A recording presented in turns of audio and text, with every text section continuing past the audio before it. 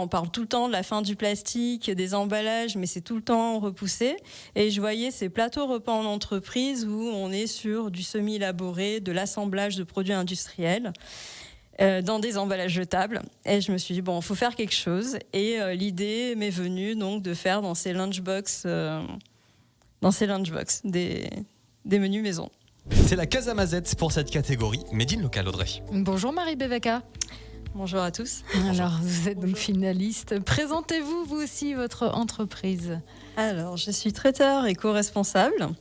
Je livre des plateaux repas aux entreprises pour leurs réunions séminaires dans une démarche éco-responsable, dans des lunchbox de la marque Montbinto de fabrication française, qui sont fabriqués plus exactement dans l'Ain, donc on reste à proximité, dans une logique zéro emballage, zéro déchet. Voilà, donc tous les jours, il y a un menu différent, 100% maison, élaboré à partir de produits frais et locaux, principalement. Comment ça vous est venu cette idée ? Vous étiez déjà dans le secteur de la restauration ou vous y êtes venu pour cette démarche ? Alors, je suis dans la restauration depuis 2014. En fait, ça a été une reconversion professionnelle suite à un grave accident de plongée sous-marine. Voilà, avant, j'étais déjà chef d'entreprise. Je vendais des cuisines équipées. Donc, la cuisine avait toujours été une passion. Donc, j'en ai fait mon métier. Et donc, j'ai eu des postes de chef, enfin, en collectivité, en traditionnel. Et en 2017, j'avais d'abord ouvert ma micro-entreprise en tant que traiteur pour un complément de salaire. Et donc ça se développait de plus en plus, les retours étaient excellents. Et mon banquier, par rapport à mon parcours en concours, donc m'a poussé pour que je monte un projet et que je me mette totalement à mon compte. Il m'a dit, voilà, avec votre CV, vous n'allez pas travailler pour les autres toute votre vie. Montez-nous en projet, on vous financera, on vous suit.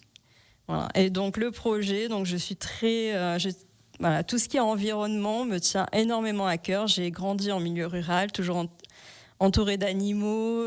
Mes parents faisaient le potager, et je me suis dit, on parle tout le temps de la fin du plastique, des emballages, mais c'est tout le temps repoussé. Et je voyais ces plateaux repas en entreprise où on est sur du semi-élaboré, de l'assemblage de produits industriels. Dans des emballages jetables, et je me suis dit bon, il faut faire quelque chose, et l'idée m'est venue donc de faire dans ces lunchbox des menus maison.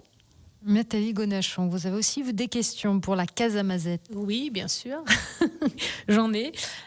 Pour commencer, vous nous avez dit que vous aviez un jardin potager avec d'un côté herbe aromatique et puis de l'autre des légumes. Oui. Est-ce que vous avez un plan d'organisation selon la typologie des légumes pour qu'ils puissent interagir entre eux Oui, totalement. Donc, déjà, j'ai d'abord une énorme jardinière pour mes aromates, donc, qui a été faite en permaculture, donc où j'ai alterné. Il y a eu du carton sans encre, bien sûr, le paillage, donc le fumier que je récupère de mes boucs. Donc, il y a eu différentes couches qui ont été faites, et donc il y a donc ces aromates qui repoussent chaque année, qui repartent. Et donc il y a un coin potager. Donc mon espace étant pas très grand, je fais le potager 1 an sur 2, et j'alterne aussi donc avec des fleurs pour la pollinisation.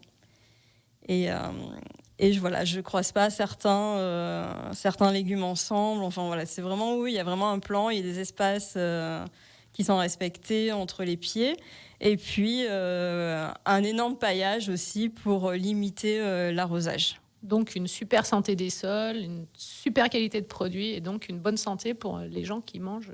Totalement, je suis en 100% bio, puisque mes premiers plants, donc on était sur des plants bio, et depuis donc j'ai récolté mes graines. Et donc maintenant, quand je refais le potager, en fait, je fais mes semis à partir des graines que j'ai prélevées de mes anciens légumes. Ouais, c'est bien. Et là, alors, ceux qui écoutent à la radio ne voient pas la photo des 2 boucs, les 2 boucs nains qui servent de compacteurs. Et ça, c'est vraiment une super idée. Ils ont des prénoms, non ? Oui, en fait, il y a Mac et Face. D'accord. Pour des petits jeux de mots. Donc, il y a MacBook et Facebook. Et Et en fait, c'est vrai que c'est quand même bien utile, parce que comme je travaille que du frais sur les légumes, j'ai énormément d'épluchures et ils mangent tout. Et l'avantage par rapport à un composteur classique, c'est que la transformation est directe. Plus rapide, oui. Et, instantanée. Donc c'est vraiment un circuit de A à Z. De A à Z, oui. Sinon, après, je fais appel aussi à des producteurs locaux, comme je suis en milieu rural. Donc, il y a quand même la proximité avec des éleveurs de viande, des maraîchers pour compléter.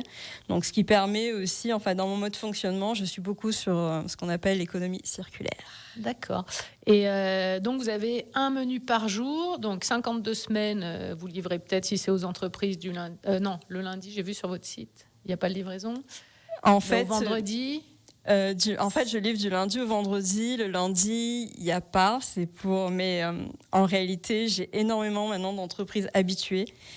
Et de toute façon, elles m'appellent en direct et je leur livre. Donc, en fait, je livre du lundi au vendredi. Et puis, quelquefois, j'ai des événements le week-end. Donc, c'est pour ça qu'en fait, le lundi, je le mets tout le temps en off. Parce que si j'ai un événement le week-end, il faut quand même une soupape pour respirer parce que je suis toute seule. Une petite sieste entre les deux boucs. Et du coup, il vous faut une sacrée imagination pour créer un menu tous les jours. Toute l'année, ça change? Oui, mais bon, la cuisine... Ça vous vient pendant la nuit ou... Non, en fait, ça vient assez facilement. Et puis bon, la cuisine, ça a toujours été une passion. Puis il y a tellement de combinaisons et de possibilités. En fait, c'est à l'infini. Et oui, donc ça me vient. Donc je regarde les produits de saison, qu'est-ce qui sera disponible, et avec, je compose. Marie Bévacois, c'est votre périmètre de livraison. C'est où? C'est quand? De Anne-Sylvieux à Rumi. Très bien. Merci beaucoup. La Casa Mazette, la deuxième finaliste de cette catégorie Made in Local. Merci beaucoup aux deux candidats, I Feel Wood et la Casa Mazette, d'avoir été avec nous ce soir. Et puis merci à Nathalie Gonachon, dirigeante et DRH de Super Marinier. J'ai 15 secondes en plus. 15 secondes, mais vraiment 15 secondes. Oui, je me dépêche. Juste, vous pouvez aller voir sur les sites I Feel Wood et la Casa Mazette. Vraiment, les sites sont très bien faits, ils sont complets et ça répondra à beaucoup de questions. On a bien vu que vous étiez venu renseigner sur les deux finalistes. Bah oui, c'est ma catégorie. Je m'en renseigne. J'ai pas pu parler de ce plateau. Merci beaucoup. Merci à vous en tout cas. La discussion continue entre la partenaire et les finalistes. Merci à vous. C'est toujours des très très belles rencontres. C'est ça en fait, l'éco-tremplin. C'est ça qu'on veut. Nous, le groupe Mont-Blanc Média, Radio Mont-Blanc, c'est créer du lien. C'est bien que ces gens puissent partager et puis bien sûr mettre en avant les entreprises qui agissent en faveur du développement durable avec le concours Éco-tremplin Radio Mont-Blanc.